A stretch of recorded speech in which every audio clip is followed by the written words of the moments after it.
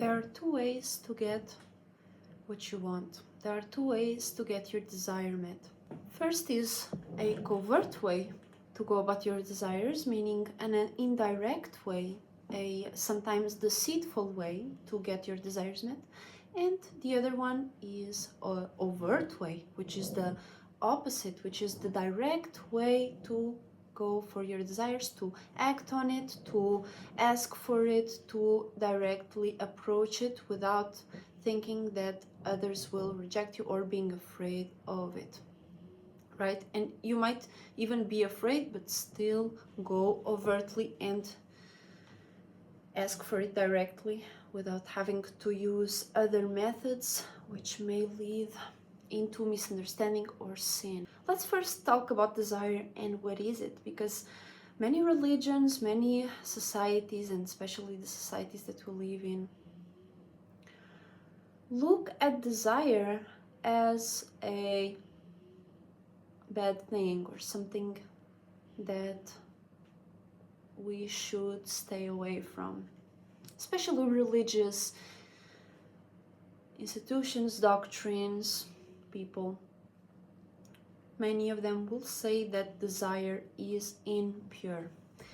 But what we will soon learn, and I will talk about, is that desire can only be corrupt when it is led in overt, or when it is being met or chased after in covert ways, in ways that are indirect, or using coercion to get that met, or violence, or any other method that is not direct in getting those needs met. Desire is the willingness to live. It is as pure as your will to live and experience. Desire is the various focus points that we as spirits came here after. We came here in order to experience, in order to expand, in order to get a wider perspective about the world, and to also experience this world that we all live together. Connection, excitement, meaning, experience, travel. All of that can be met in a direct and gracious manner, let's say it like that. And it can also be seemingly met in covert ways, or in ways that are deceitful. But what we'll soon know as well is that deceitful ways to go about your desires many times simply will lead you to dig a deeper hole for yourself when it comes to feeling like that desire is unmet. Because for a person to ever want to go for or to meet a desire in a covert way, they have to believe that if they go for it in a direct, genuine, and honest way, they will not get it met. And where does that come from? That comes from childhood, obviously. That comes from the various instances where a person learned that there is no other way but to go for it in a deceitful manner, or in a manner that will sometimes cause harm to others. And when we look at people that talk about the desires being bad, desires being something that we should be ashamed of, or desire is a sin, you should get rid of desire, we see that they have a mixed idea about what desire really is. Because again, desire is as genuine, is as honest, as pure as your life in itself, as you come here as a baby. The purest form of desire to live, the will to live, is equal to desire. If you didn't have desire, you would not be alive where you are right now. You wouldn't want to experience shit. You as a spirit would not want to exist. You would simply be an unaware spirit. So when a person has desire, it's very normal. Everybody does. And even people that you see are depressed, are in a situation where they do not have a will to live, you see that they are becoming passionless. They have no desire to live. They have no desire to go out, so they don't even go out of bed. They don't even expand beyond their point of view. Instead of them gaining a perspective and learning and expanding and getting wiser, they stay as the little grain of salt that they perceive themselves, because limitations are in the eye of the beholder. Right now we are players in all possibilities, through all possibilities. We have proved again and again that we can create better and better if a person believes in it. There are times where you see a person breaking a record that was absolutely unimaginable a few years ago. A discovery being made that was absolutely unimaginable being made before. Scientific discoveries and the ideas of what reality is changing, shifting, expanding. And that is an infinite road, because there is no finite in all possibilities. So the expansion of awareness, the expansion of being aware of oneself and the circumstances is always expanding. And for a person to go for their desires and having their desires met, a person has to have a degree of faith. And when I talk about faith, this is not a blind la la la la la type of thing. Faith, when I mean faith, I mean a strong conviction that does not shake you no matter the external appearances outside of you. And a person that goes about meeting their desires in a covert way is a person that did not learn and now is in a limbo of decision. So this directly correlates to your belief in yourself, and your belief of meeting your desires directly affects your way of life, directly affects what you experience and what you are willing to accomplish. When a person goes about meeting their desires in a covert, indirect way, they have experienced rejection, but they did not learn that that rejection is a part of life and a part of growing up, because we might be rejected when we are younger. We don't even have our brains developed yet to even talk or ask for things or to go for things in a way that an adult would. So it is in those formative years, in each stage until right now, no matter what years you are, you have been practicing and observing various situations, circumstances, people, and your own experiences.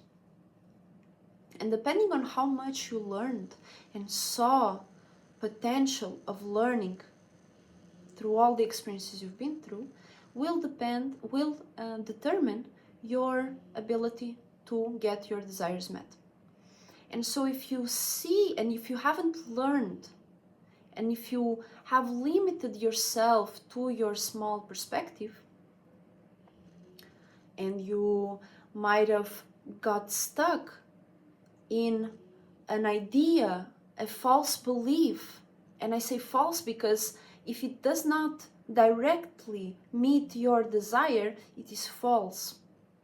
So you have falsely believed that you are not worthy of getting your desires met, or you feel shattered by the world because nobody cares about what you desire. Then that might create more problems, because you will have to get your desires met. And it's not have to, it is more about it's just natural of life. If you don't have desire, you don't have many years to live, or it's like you can see that with elderly people. They are not not always, but many times you see elderly people starting to lose a little bit of desire as they did before. They had much more desire before to live, and as they got older and older, their desire to experience the life that they are in at the moment starts dwindling, and then they pass on to another life.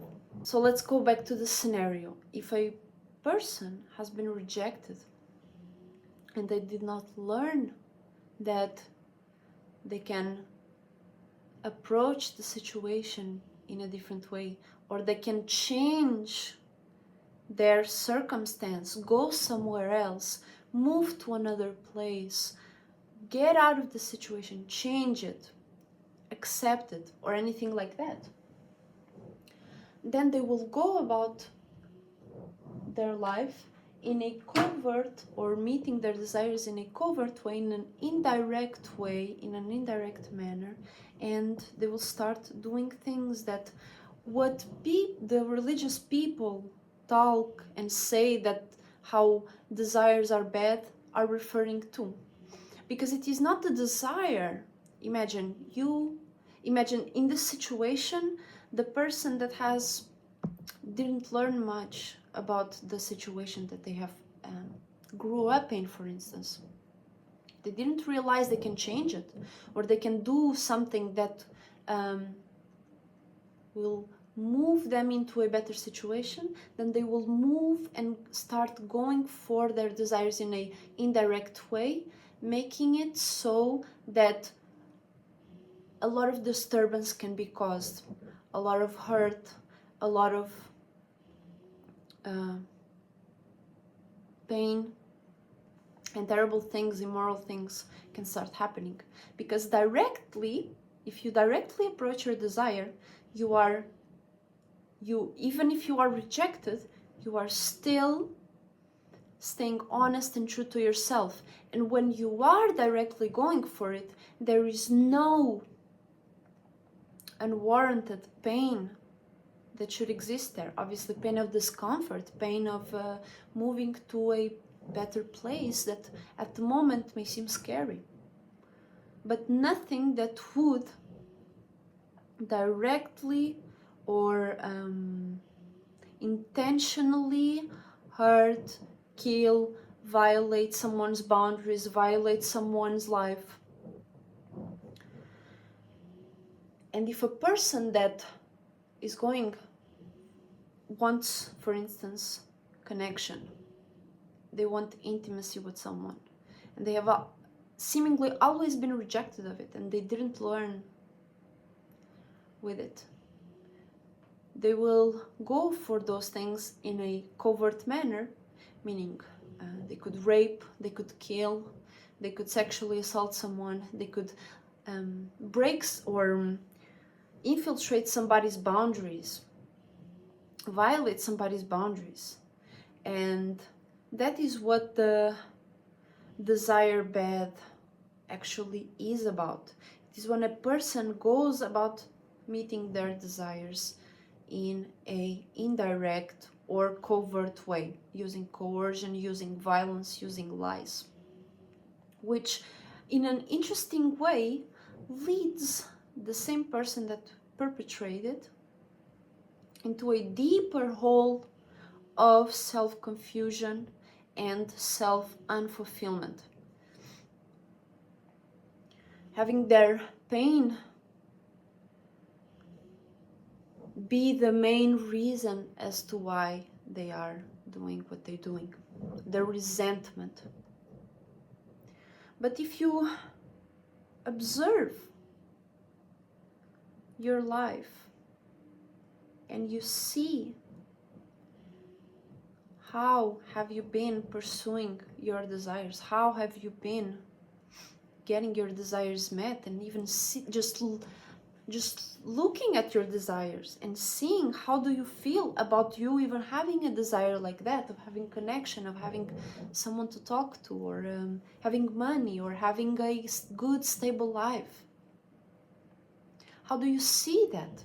And you can learn from it in any way, even if you feel like, oh, like you don't deserve the money, or you don't deserve connection, or anything like that.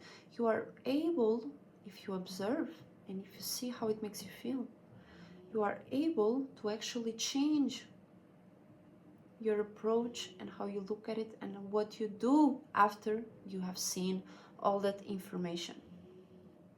If you have observed, how is it that I feel about having this desire? What is it that I truly desire? Because, for instance, a person that may have grown up in this small particle that they see themselves as, and getting their desires constantly rejected, and they wish freedom from that space. They wish freedom to do what they want. And instead of changing, accepting, or moving away from that space, if they didn't learn, they may go for killing someone that they see as directly limiting them. And that is one of the examples of how a person in an overt way gets their desire met, but majority of times, and even if you don't get arrested, it will come to you. You will be thinking about what you have done, the guilt, the shame, because for you to do something that terrible and immoral, you already have guilt and shame within you. So in an interesting way, again, you dig that hole deeper if you go about your desires in an indirect way, because in the end of the day, it is a true representation of a person feeling like they are not worthy of getting their desires met. And so what I want with this video is to let you know that you can meet your desires directly. That is part of growing up. As a child, you can't really control how others treat you in a way, right? And you can't really control the situation in a way that you can as an adult. So as you grow, the more you will be able to find ways to directly approach a desire, a situation where you know you can get your desire met, and not be stopped by the fear of rejection. You might be afraid or might be not, but if you go for it anyways, it is much worth it than if you didn't go for it and resent it. A desire will never be hurtful unless it is approached from an indirect, covert, and deceitful manner.